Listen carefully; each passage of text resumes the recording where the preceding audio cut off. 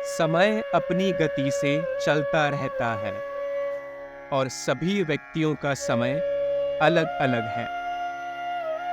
ब्रह्मांड अपनी मर्जी से करवट बदलता रहता है और कब किस पे मेहरबानी कर बैठे ये कोई नहीं जानता।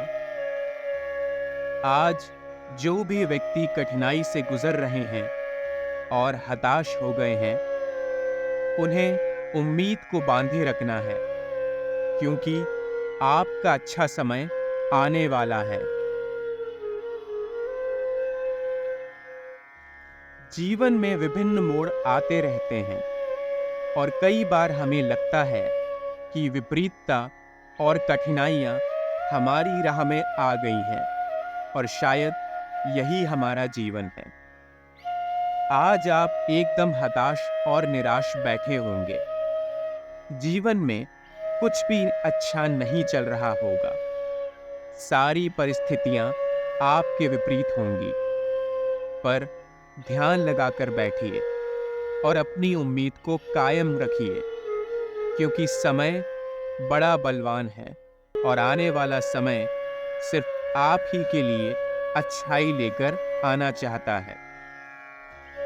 जो व्यक्ति लंबे समय से अपनी उम्मीद बांधे हुए और हार न मानकर निरंतर चल रहे हैं, उनके ऊपर कोई न कोई ब्रह्मांड की अच्छाई अवश्य बरसने वाली है और इसी अच्छाई के इंतजार में आप उस मार्ग पर चलना बंद मत कीजिए। अच्छे समय का अंदाजा मनुष्य को तब होता है जब वह गहरी कठिनाइयों के बाद एकदम हताश बैठकर आकाश की ओर देख रहा होता है और यह सोच रहा होता है कि आखिर उसने अपने जीवन में परिश्रम की कोई कमी नहीं छोड़ी, फिर ये सारी कठिनाइयां, सारी बाधाएं सिर्फ उसी के भाग्य में क्यों हैं?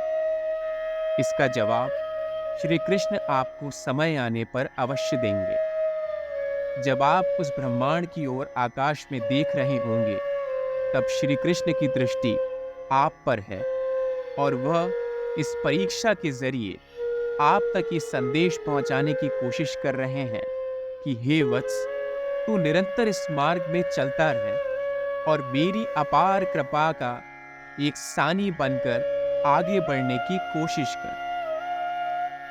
जब समय आएगा और तेरी परीक्षा पूरी हो जाएगी, तब मैं तुम्हें उस अपार खुशहाली से भर दूंगा जिसके तुम भागी।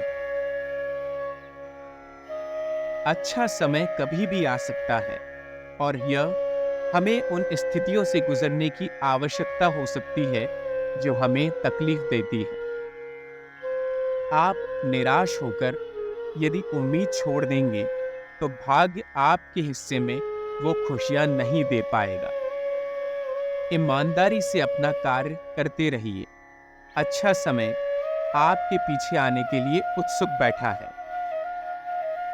आखिर किसके जीवन में बुरे के साए नहीं घूम रहे हैं? पूरा जीवन खुशहाल नहीं बीत सकता। आज आपको तकलीफ इसीलिए मिल रही है क्योंकि कल आपके जीवन में खुशियां आने वाली हैं। एक लंबे अरसे तक जब कोई व्यक्ति बीमार होता है, तब उसकी तबीयत ठीक हो जाने के बाद उसे संसार की सबसे बड़ी खुशी महसूस होती है।